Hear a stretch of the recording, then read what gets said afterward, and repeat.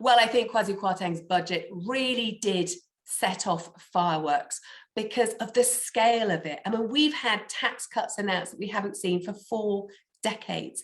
And this, of course, comes at a time when the government's debt pile is already mounting. Remember, it's promised to help consumers freeze their energy bills, which is already going to be really expensive. But what the markets have taken fright about is these unfunded tax cuts, because they come at a time when we've got almost runaway inflation, and there are real concerns that actually they'll fuel the fires of inflation at a time when we need it the least. So that's why you've seen borrowing costs ramp up at a time when we've got runaway inflation. So we've got this spiral of prices going upwards.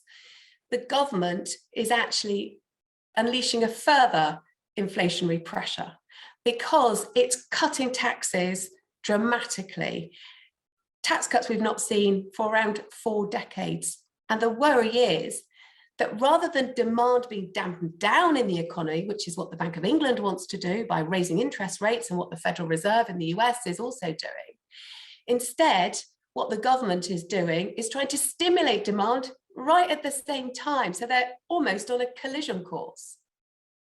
So many newspapers are going elsewhere to try and get this analysis, to try and establish what this means. But you're getting this reading anyway from the financial markets, with government borrowing costs going up sharply and the pound falling dramatically. It shows that many investors don't think this is the right way to go at this point in time when we're currently having to deal with this inflationary spiral.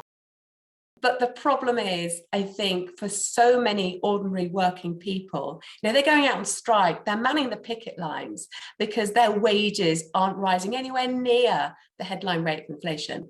At the same time, you're getting tax cuts for some of the wealthiest in society. The cap on bankers' bonuses is being scrapped. And so it's actually the wealthiest in society who are going to benefit from these tax cuts. And they are the most resilient, actually, already in this cost of living crisis.